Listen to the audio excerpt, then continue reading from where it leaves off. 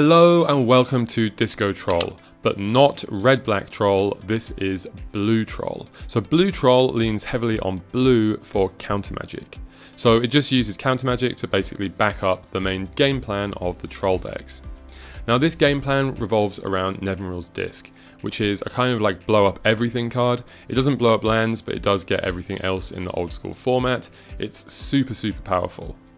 But we can use this card along with our trolls, which will regenerate, so we can use Disc, Troll and Mishra's Factory to blow everything up. The troll will stay around, the factories will stay around, and then we can attack in for damage. Remember, regenerate does tap the creature, so if you want to attack, you need to do it at end of turn.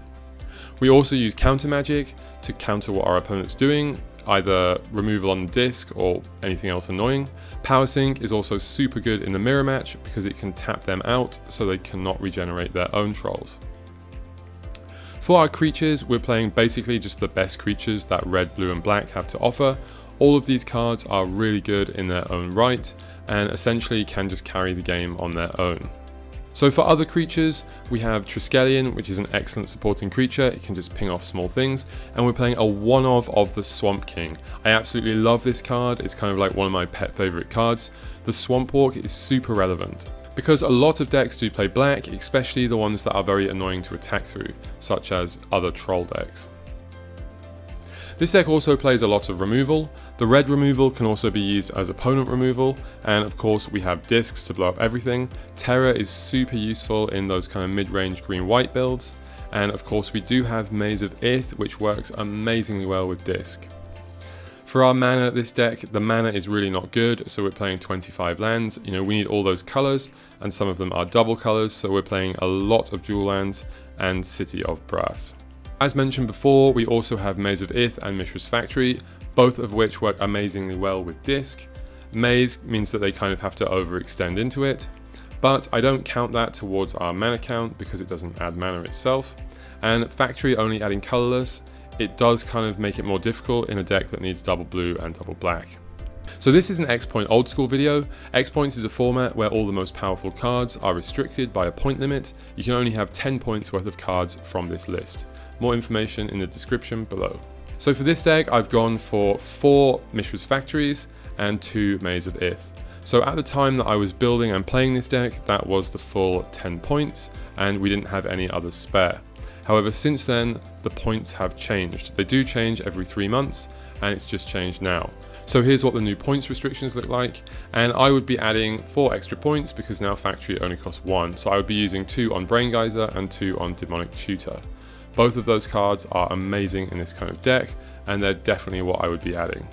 It also means that we have access to Strip Mine again and Chaos Orb, both for 0 points, so those will definitely go into the deck too. For the sideboard, we have so many amazing options in black, red and blue. I particularly like Control Magic and Weakness against aggressive decks, and Amnesia is absolutely brutal against Control. So there's also lots of other options for these color combinations. You can go land destruction, you can play more regenerators, there's more sweepers, whatever you'd like. And when you're playing it, most of the time it's fairly straightforward. You just sit behind a troll and a disc until you can just grind them out. However, it's not always the case. Sometimes you might want to play Hypnotic Spectre and then just back it up with counter magic or something like Terror to kill a Serra Angel or Serendib and just attack their hand. So it's really just a value deck at its core. Against it, just the usual stuff that's really good against this kind of deck, like burn decks. Burn decks really punish our strategy, and also decks that attack the mana. Any kind of mana destruction spells or like mass land destruction, it really does stop our ability to function. Blood Moon's not as bad because Disc can kill it, but it's really not good. So this deck, it seems kind of like a control deck, but it's more of a mid-rangey control deck because we can actually put on quite a fast clock with our Serendib Freets. And against some decks, we're trying to grind them out. Against control decks, we're more trying to, like I said, beat down and back up our Hypnotic Spectres. So strengths of the deck, it's super iconic, it's very forgiving, and it's a very strong deck. It has lots of removal, it's highly customizable, but the mana is weak, and also burn spells are a problem.